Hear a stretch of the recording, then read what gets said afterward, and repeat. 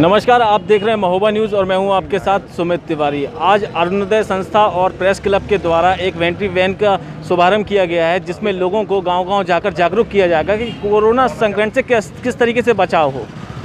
इस मौके पर हमारे साथ जिलाधिकारी अवधेश कुमार तिवारी जी मौके पर मौजूद हैं। हम उनसे जानेंगे सर किस तरीके का ये कार्यक्रम था और क्या लोगों को संदेश दिया जा रहा है। देखिए, ये प्रेस क्लब महोबा और अरुणोदय संस्थान के तत्वावधान में इन्होंने एक जागरूकता लोगों के बीच फैलाने के लिए एक बैन के माध्यम से प्रचार प्रसार करने के लिए इन्होंने उसका आज एक शुरुआत की है, जिसके माध्यम से लोगों को ये बताया जाएगा कि कोरोना से बचने के क्या क्या उपाय हैं, जो सामान्य रूप से सारे लोग जानते हैं लेकिन उसका पालन नहीं हो पाता। बार बार कहने की ज़रूरत है उनको कि वो मास्क का प्रयोग करें। बिना मास्क के कोई भी व्यक्ति घर के बाहर न निकले। जहाँ भी जा रहा है भीड़ में एक दूसरे से सट के न खड़ा हो। कम से कम 2 गज की दूरी जो है बना करके रखें। एक जगह पे 5 से ज़्यादा लोग एक समय में एकत्र ना हो। बाहर से यदि आते हैं, अपने घर में जाते हैं तो हैंड वॉश करें, बार बार करें। ऑफिस में अगर बैठे हैं या कहीं भी जा रहे हैं, हर आधे घंटे में उठें और अपने हाथ को वो सैनिटाइज कर सकते हैं। ज़रूरी नहीं है कि सैनिटाइज़र से करें, सैनिटाइज़र है बहुत अच्छी बात है, नहीं है तो साबुन से और पानी के माध्यम से हाथ को वो धो लें। और यदि उनके अगल बगल में कोई ऐसा व्यक्ति उनको नज़र आता है कि जिसको कोई कोरोना के लक्षण जैसे बुखार होना या गले में खराश होना, खांसी आना या ब्रीथिंग में कोई समस्या हो, तो वो उसको अस्पताल जाने की सलाह दें। अगर उसकी समझ में नहीं आ रहा है तो इतना करें कि उसको अस्पताल पहुंचा दें और उसकी जांच हो जाए। बाहर से जो लोग आ रहे हैं वो अपने घरों पे जाने के पहले हॉस्पिटल जाएं और अपना चेकअप कराएं। यदि चेकअप के बाद लगता है कि वो नॉर्मल हैं तो घरों में उनको क्वारंटाइन 14 दिन तब भी करना है यदि वो बाहर से आ रहे हैं। और क्वारंटाइन करने के कई फ़ायदे हैं। एक तो उसका कोई यदि संक्रमण है भाई किन्हीं कारणों से, तो वो कम से कम फैलेगा नहीं और वो ठीक हो जाएगा। सर, जो लोग बाहर से आ रहे हैं वो क्या अपने घर पे क्वारंटाइन कर सकते हैं, होम क्वारंटाइन? हाँ, बिल्कुल कर सकते हैं। जितने लोग आ रहे हैं सबको 14 दिन क्वारंटाइन तो करना ही करना है। लेकिन मेरा ये कहना है कि यदि वो बाहर से आ रहे हैं, जैसे दिल्ली से आए या गुजरात से आए, महाराष्ट्र से आए, तमिलनाडु से आए, क्योंकि वहाँ पर कोरोना का संक्रमण कुछ ज़्यादा है, तो वो घर जाने के पहले अस्पताल आएँ और अपना स्क्रीनिंग कराएँ। यदि कहीं से उनमें सिम्टम दिखता है तो उनका टेस्ट लिया जाएगा और हमारे क्वारंटाइन सेंटर में रहें। उनका रिजल्ट आने के बाद यदि नेगेटिव आता है तो वो जा करके होम क्वारंटाइन करें और यदि पॉजिटिव आता है तो उनको अस्पताल भेज दिया जाएगा।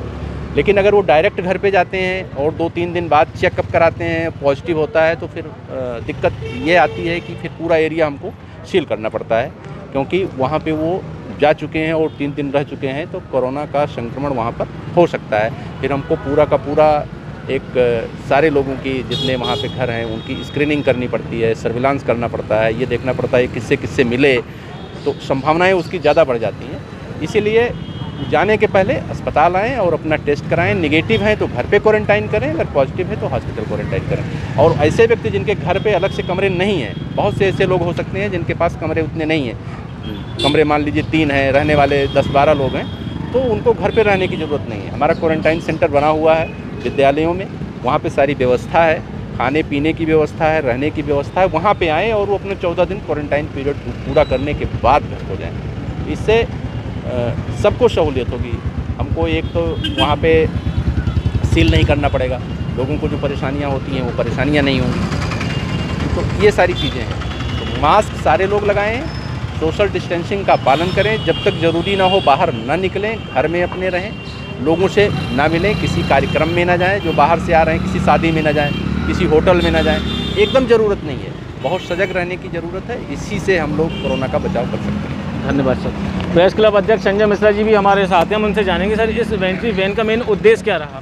हमारे जिलाधिकारी महोदय ने आज हमारे इस कोरोना संवेदना रथ को रवाना किया है। प्रेस क्लब और अरुणोदय संस्थान के संयुक्त तत्वाधान में इस महामारी के खिलाफ हम लोग एक प्रचार अभियान चलाएंगे कि कैसे इससे बचाव करना है और कैसे इसके बचत के उपाय करने हैं। और हमारे जिलाधिकारी महोदय ने सब कुछ विस्तृत रूप से बताया है और मैं सबसे यही अपील करूंगा कि जो है सैनिटाइज़र का प्रयोग करें, मास्क का प्रयोग करें और बार बार हाथ धोएं अनावश्यक रूप से ना निकलें, बुजुर्गों का ध्यान रखें, बच्चों का ध्यान रखें। और इसी के साथ जो है सभी लोगों की जिम्मेदारी है कि हम लोग इस महामारी के खिलाफ इस जंग को पूरी तन्मयता के साथ लड़ाएं। निश्चित तौर पर ये लोगों के लिए संजीवनी साबित होगी जब लोगों तक ये पहुंचेंगे और संक्रमण से बचना है किस तरीके से लोगों को बताया जाएगा तो लोग इसको ध्यान रखेंगे। अंत में हम अरुणोदय संस्था के संस्थापक अभिषेक जी हमारे साथ हैं। अभिषेक जी, अब किन किन जगह पर ये वेंट्री वैन जाएगी, कहाँ कहाँ से होकर?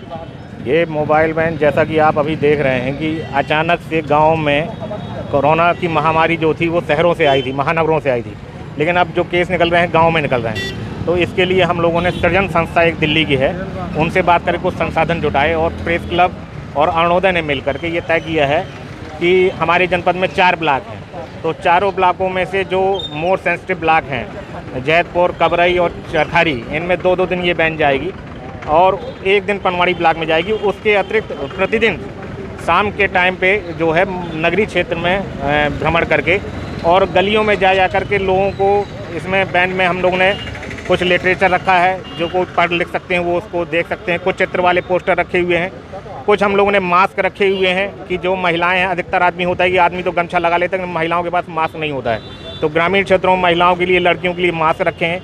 उसके अलावा कुछ हमने साबुन रखे हैं कि हैंड वॉशिंग की प्रैक्टिस कराई जाएगी। इसके अलावा प्रतिदिन ये लक्ष्य रखा है जो वैन में चलने वाले 3 कार्यकर्ता हैं कि प्रतिदिन 50 लोगों को आरोग्य सेतु ऐप का भी डाउनलोड करवाएं, क्योंकि आरोग्य सेतु ऐप अपने आप में एक बॉडीगार्ड है जो हमें सुरक्षित करता है, जानकारी देता है। तो ये लक्ष्य रखा है और ये 19 तारीख से लेकर 25 तारीख तक ये अभियान चलेगा। निश्चित तौर पर सभी सामाजिक संगठनों द्वारा ये जो कार्य किया जा रहा है तो लोगों को लिए लाभान्वित होगा और सभी लोगों को स्वयं संकल्प लेना चाहिए कि इस महामारी से कैसे बचना है। फिलहाल खबरों में इतना ही, बाकी खबरों के लिए देखते रहें महोबा न्यूज़।